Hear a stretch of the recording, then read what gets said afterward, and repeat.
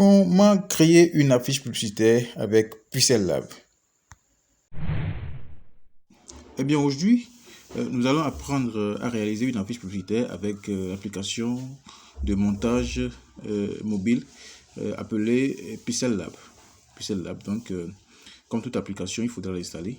Moi, je l'ai déjà installé ici. Pour installer Pixel Lab, vous devez aller dans Play Store. Vous savez comment cela se passe. Écrivez Pixel Lab, P-I-S-E-L, position 2L, A-B. Le premier L est minuscule et le second en majuscule.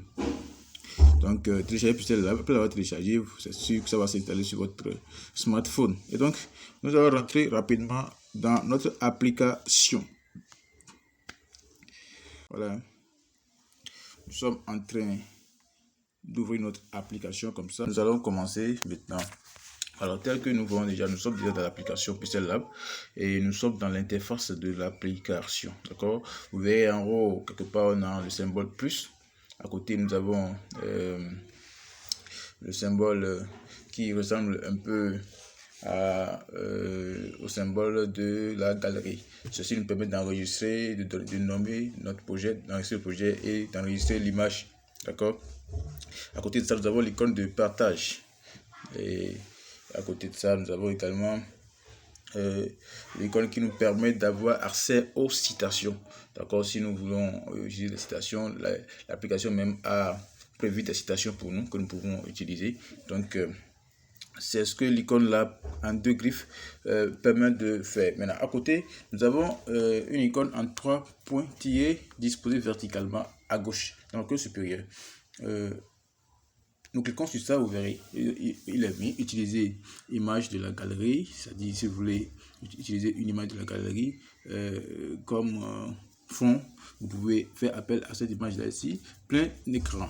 Vous voulez voir correctement ce que vous avez fait, vous pouvez mettre cela en plein écran. Utilisez l'image de la caméra, vous pouvez directement prendre votre image à partir de votre caméra, exporter l'image, c'est-à-dire enregistrer l'image et partager. Mais ce qui nous préoccupe ici, c'est sur ça nous venons, la taille de l'image. Parce qu'en graphisme, tout projet commence toujours par la définition de la taille. D'accord? Parce qu'on ne peut pas venir chez vous pour demander de confectionner une bâche. Une bâche qui devra rendre visible peut-être une buvette. Et la devanture de la buvette faisait quelque chose de 2 mètres. Et vous allez réaliser quelque chose qui, à l'impression, va donner 2 cm.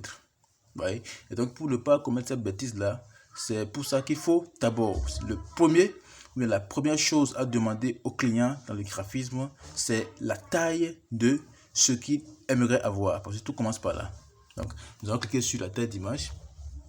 Vous verrez, il y a un pré-réglage, c'est-à-dire qu'on a déjà prévu quelque chose de manière standard afin que nous puissions définir selon notre bonne volonté ou bien selon les exigences du client, la largeur, la hauteur de notre projet. D'accord?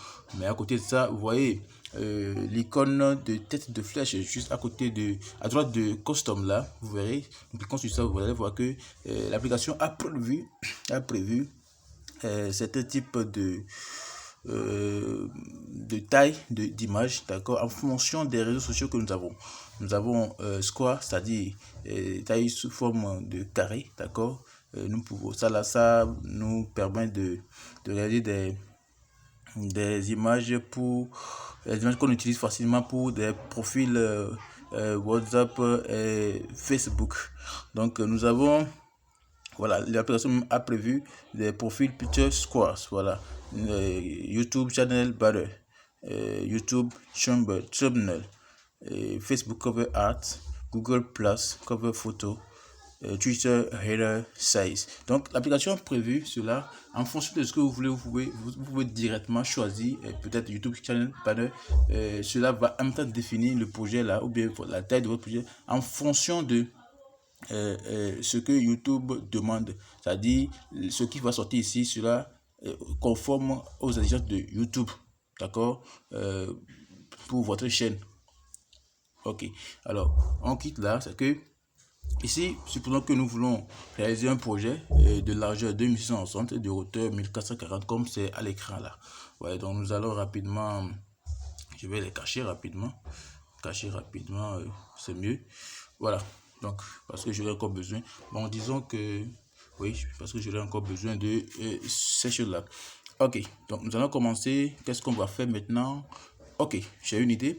Nous allons essayer de créer une petite miniature. Bon, est-ce qu'on va l'appeler miniature? Bon, une petite affiche pour une vidéo qui vient, la vidéo qu'on est en train de faire ici, et comment réaliser des affiches publicitaires ou bien des montages graphiques avec Pixel Lab. Ok, donc nous allons en évoluant ou bien en expliquant ou en présentant les différents outils des différents menus que nous avons en bas de notre espace de travail. Vous allez voir stickers, ça cache des outils, d'accord? On a des stickers, on a des emojis, d'accord? Des stickers, des emojis. Donc l'application nous permet de choisir des stickers, vous voyez, des stickers à utiliser, des stickers à utiliser. Voilà, on avait caché ceci, j'essaye de les recacher de nouveau. Ok, voilà. Donc le stickers, voilà, stickers. Donc nous pouvons, voilà, comme dans tout projet ou bien tout environnement informatique, pour agir ou bien transformer ou bien modifier quelque chose, il faudra sélectionner. Et si lorsque vous choisissez quelque chose, c'est que cela présente des outils capables de le modifier. Vous voyez, donc ici ce sticker, nous pouvons le resélectionner. Nous pouvons le sélectionner, c'est-à-dire on peut voilà, décider de le remplacer, d'accord, le resélectionner, comme on peut le supprimer, d'accord. Mais si vous voulez revenir en arrière, en haut, vous verrez une flèche qui est dirigée vers la gauche. Non, vous cliquez sur ça, ça ramène encore, voilà, ça vous ramène à l'étape précédente. Donc, voilà, à côté de ça, nous sommes toujours là. Vous allez voir que chaque fois qu'on clique sur le sticker, ça nous ramène les différents outils à utiliser pour le transformer ou bien pour agir sur ça. Donc, à côté de supprimer, nous avons rogner. Donc, nous pouvons rogner notre sticker. Nous pouvons rogner, c'est choisir de sélectionner une partie donc du sticker. Voilà. Vous voyez. Donc, nous pouvons encore revenir en arrière pour voilà, avoir notre chose là. Nous pouvons copier. Copier ici, c'est dupliquer. Vous voyez, copier ici dans notre environnement de travail, c'est dupliquer. Ok. Après avoir copié, nous pouvons, vous voyez les deux stickers là. Nous pouvons décider de mettre ce qui est en avant là en arrière. Vous voyez, comme nous pouvons décider de le ramener encore en avant. Donc voilà, à côté, nous pouvons essayer de déplacer notre sticker. D'accord. Ceci, si nous augmentons ceci, ça permet de déplacer suivant un écart un peu grand les projets, d'accord, ou bien les calques, voilà, les calques. Donc si nous réduisons cela, ça permet de déplacer ça petitement, d'accord, de sorte à avoir ce que l'on veut très exactement. Voilà, c'est ce que cela permet de faire. Donc ça permet de déplacer vers la gauche, vers la droite, vers le haut et vers le bas. Donc à côté de ça, nous avons position relative, d'accord. Ce qu'on venait de voir s'appelle position, mais à côté de ça, on a position relative. Position relative, ça permet d'envoyer soit le calque totalement à gauche, soit totalement à droite, soit totalement en haut, soit totalement en bas, soit de le centrer. Donc voilà. Voilà ce que ceci permet de faire, position relative permet de faire. Donc à côté de ça, nous avons la taille relative. Ceci nous permet de réduire la taille du calque ou de l'augmenter. Cela permet d'avoir un produit qui n'est pas dégradé. Vous voyez un peu, donc c'est ce que l'outil là permet de faire. À côté de la taille relative, nous avons couleur. Donc nous pouvons décider de changer la couleur de notre sticker ou bien de notre calque. D'accord. Nous pouvons décider de changer la couleur, de mettre une couleur unique. D'accord, comme ceci, choisir la couleur. comme nous pouvons décider de mettre un dégradé, d'accord, voilà, un dégradé. Ok, à côté de couleur, nous avons texture. Alors, qu'est-ce que texture permet de faire? Cliquons sur texture. Ça nous demande d'aller dans la galerie, choisir une image. Alors, qu'est-ce que l'image là permet de faire? L'image là est prise en compte par la forme de notre calque. Si notre calque, c'est une forme que nous avons définie, si c'est un sticker ou bien si c'est un test, alors l'image là prend donc le test là comme le fond de ce test et je veux dire la forme ou bien le test là prend l'image là comme étant sa forme ou bien sa couleur. Voilà, donc nous allons essayer de choisir une image ici qui va essayer de nous donner je n'ai plus d'image, je venais de les supprimer parce que le téléphone étant de plus en plus encombré. Oh, putain. Ok, prenons donc ceci. Voilà. Ok, puisque nous avions appliqué l'outil couleur, cela ne doit pas apparaître. Donc nous allons désactiver la couleur. Vous voyez, après avoir désactivé la couleur, vous allez voir que le sticker est venu en ayant en son fond l'image que nous venions de prendre, l'image du pissenlit. Vous voyez un peu, donc c'est ce que l'outil texture permet de faire. Donc à côté de ça, nous avons l'outil opacité. Opacité, nous pouvons voilà envoyer en filigrane notre calque. Donc l'opacité nous permet d'envoyer en filigrane ou de rendre beaucoup plus lisible ou visible. Voilà, à côté de ça, nous avons filtre, couleur, tout ça. Donc nous allons essayer d'augmenter la saturation ou bien d'augmenter les U et autres, la luminosité, les contrastes et autres. Donc c'est ce que ceci permet de faire. Ceci s'applique sur le projet. Ça s'applique sur le projet. À côté de ça, que ce soit une forme ou un test ou encore une image, nous pouvons appliquer un trait. Le trait se définit voilà, aux alentours de notre calque. Donc nous pouvons essayer d'augmenter la taille du trait. Vous voyez, augmenter la taille du trait comme la réduire de sorte à avoir quelque chose voilà, quelque chose d'intéressant. Voilà. Donc à côté de ça, nous avons l'outil gomme. Alors qu'est-ce que l'outil gomme nous permet de faire? L'outil gomme nous permet de détourer ou bien de supprimer. C'est-à-dire, il y a des parties que nous ne voulons pas avoir dans notre calque. Nous pouvons prendre l'outil gomme là pour supprimer cela. Donc, c'est ce que l'outil gomme nous permet de faire. Après avoir appliqué la gomme, il faut aller en haut. Vous voyez en haut là, il y a le symbole de valider à côté de symbole de zoom. D'accord? Nous pouvons zoomer notre truc là pour pouvoir voir aussi clairement ce que nous sommes en train de faire. Donc nous pouvons aller en arrière, nous pouvons ici voilà changer la forme de notre gomme. Donc vous voyez, après l'avoir appliqué, vous allez voir que notre sticker est perforé ici. Donc il y a du vide dedans. Donc nous avons effacé, nous avons supprimé le fond de cette partie-là. Donc nous allons revenir en arrière pour pouvoir voilà, avoir ce que nous étions en train de faire. Donc nous venons de voir quoi là? Nous venons de voir l'outil gomme. Voilà, gomme. À côté de ça, nous avons l'outil masquer. Ceci permet de masquer des parties que nous ne voulons pas visibles. D'accord? Il y a des parties que nous ne voudrons pas qu'elles soient visibles dans le projet. Donc, il suffit de sélectionner ces parties-là de notre calque. D'accord? Et d'appliquer cela. Activer, vous voyez? Ça a caché donc la partie que j'ai sélectionnée de mon sticker. Vous voyez? Donc, voilà ce que fait donc cet outil-là. À côté, nous avons l'outil effacer couleur. D'accord? Effacer couleur. On dit tolérance. Vous voyez?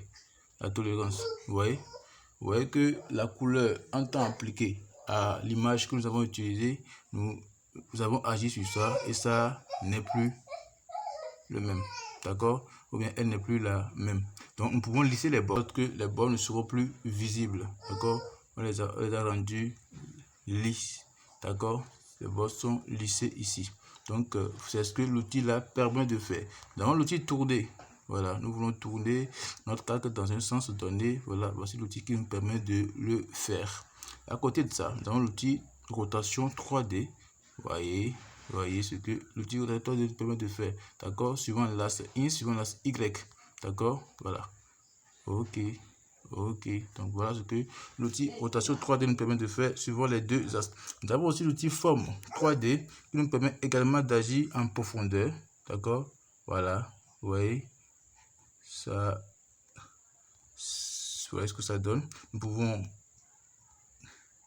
choisir le type de vue que nous voulons de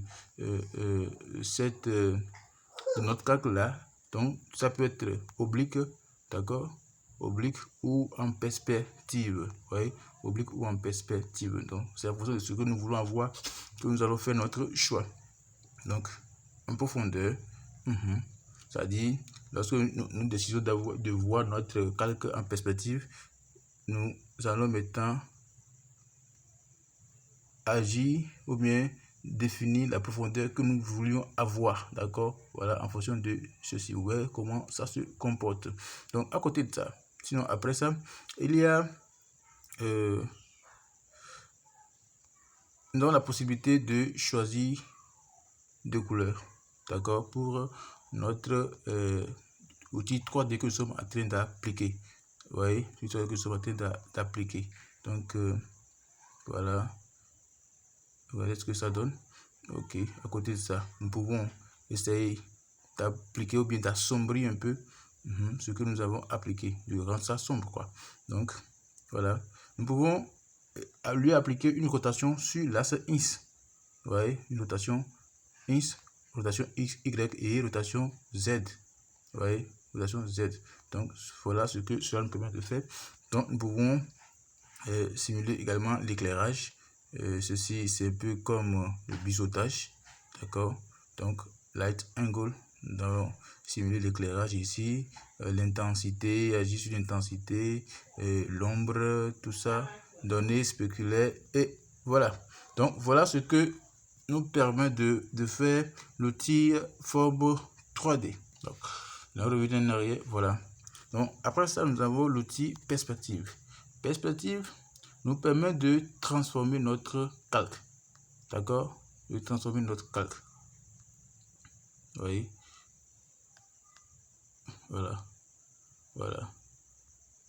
Donc c'est l'outil transformation en fait. Si pour ceux qui connaissent Photoshop, donc on fait appel à l'outil transformation. Donc ça nous permet de transformer notre calque, ça qui est perspective ici. Ok, à côté de ça nous avons l'outil ombre. Ceci nous permet de donner une ombre à notre calque. Vous voyez, comme une silhouette. Voilà comment ça se comporte. Donc nous pouvons faire un décalage X, nous pouvons rendre flou le rayon,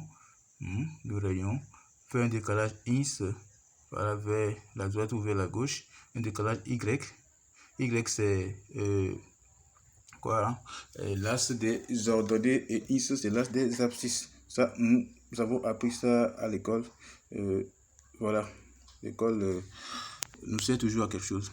À côté de l'outil ombre, je reviens en arrière pour annuler ça. Nous avons l'outil ombre interne. Celui s'applique à l'intérieur de notre calque. Voilà. Donc l'ombre que nous apportons ici, vous allez voir, ça c'est pas appliqué au contour ou bien aux alentours de notre calque, mais plutôt à l'intérieur, là où se trouvait l'image. Vous voyez un peu ce qui se passe. Donc vous pouvez l'utiliser pour créer des designs qu'il faut pour vous. Voilà, à côté de l'ombre interne, nous avons l'outil appelé emboss. Emboss ici c'est comme du biseautage. Voilà, comme du biseautage. Nous pouvons agir sur l'intensité, et la lumière ambiante, et la durée spéculaire, voilà, prévèle, donc tout ça. Donc voilà un peu ce que cache le menu qui est au milieu sous forme de polygone, d'accord. Ça apparaît lorsque nous avons choisi une forme ou une image, d'accord. Donc une fois que l'image ou la forme est sélectionnée, ça présente donc ces différents outils là que nous pouvons utiliser pour le ou la transformer, d'accord, ou la transformer. Donc voilà, c'est pratiquement le même pour l'outil test. Pour écrire, il faut venir sur le menu symbolisé en A. Vous cliquez sur ça, ça amène test plus et citation. Pour ceux qui aimeraient avoir ou prendre des citations déjà établies dans cette application, vous cliquez sur l'icône des griffes. Et pour ceux qui aimeraient entrer des tests en fonction de ce qu'on leur a demandé, vous cliquez sur plus. Voilà, plus.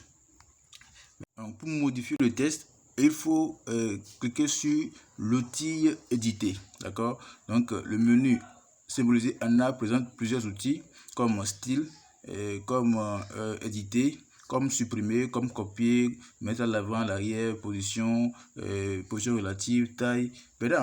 D'accord, on vient. On ira mollo mollo. Donc, nous allons cliquer sur éditer. Donc, nous allons mettre ici, voilà. Réaliser. Comment réaliser, voilà. Comment réaliser une affiche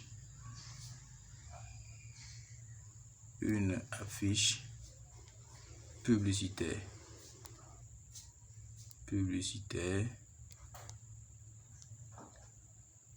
avec Pixel Lab.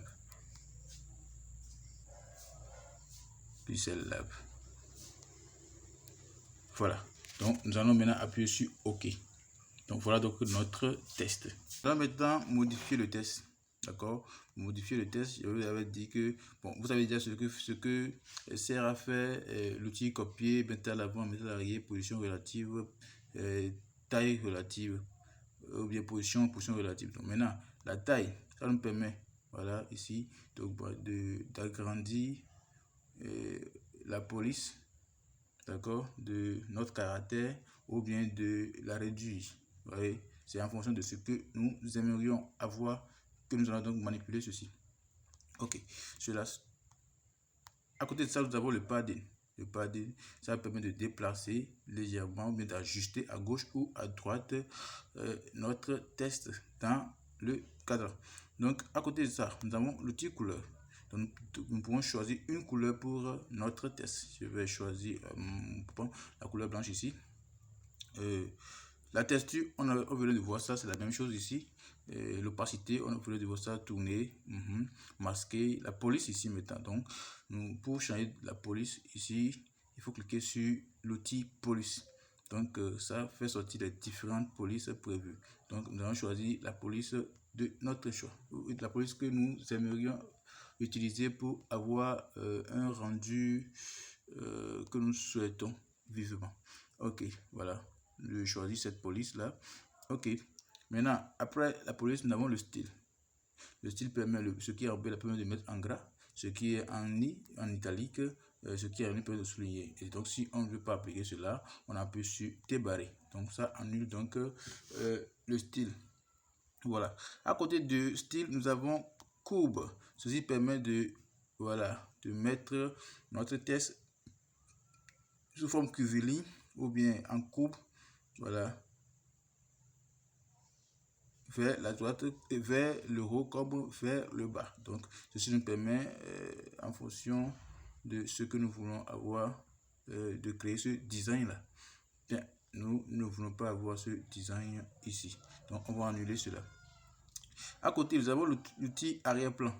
Arrière-plan, ceci nous permet, voilà, de définir un fond, d'accord, je vais dire fond de trame à notre test. Donc, nous pouvons choisir de changer la couleur de notre fond ici, vous voyez, notre fond. Donc voilà un peu. Ok. À côté de ça, nous avons l'outil aligner. Donc ici, pour tous ceux qui ont fait l'informatique fondamentale, ils savent que ici on a à ajuster à droite, ou bien à centrer, ou bien à ajuster vers la droite maintenant. Voilà. Le premier c'est vers la gauche, ce qui est au milieu c'est centré et ce qui est à droite là vers la droite. Vous voyez un peu. Donc l'appliquer, c'est ce que ça permet de faire. Maintenant, on n'a pas appliqué cela. Ok. Maintenant, nous avons également espacement. Alors, l'espacement, ça peut se faire entre les lettres de chaque mot. D'accord? Vous allez voir que au fur et à mesure qu'on augmente l'espacement, les lettres qui ont permis d'écrire les mots s'écartent d'eux-mêmes. D'accord? Maintenant, on peut l'appliquer maintenant aux mots. Vous voyez, ici, les lettres ne s'écartent pas ou bien ne se décalent pas, mais c'est seulement les mots qui se décalent. Vous voyez un peu? Donc, c'est ce que permet de faire l'outil espacement. Interligne. Nous avons plusieurs lignes, donc nous voulons réduire ou augmenter l'espace entre les lignes. D'accord? Donc, voici là où il faut le faire dans Pixel Lab. À côté de ça, nous avons traits. Nous avons déjà parlé de traits. Donc, c'est le même comportement ici. Donc, l'outil ombre, ombre interne, emboss, perspective, rotation 3D, test 3D. Voilà, test 3D. En perspective comme oblique. Donc, nous avons déjà vu tout ça là de l'autre côté. Ici, nous avons maintenant réflexion. Réflexion, ça nous permet de refléter l'image là de l'autre côté. C'est sous forme de, c'est comme je veux dire l'optique. Voilà, c'est comme l'optique et la réflexion d'image. Donc, vous allez voir que notre test ici, comment réaliser une affiche publicitaire avec Pixel Lab, c'est reflété vers le bas. Donc, c'est ce que réflexion permet de faire. Donc, non en arrière pour annuler cela. Donc, voilà un peu les différents outils qui se cachent dans les deux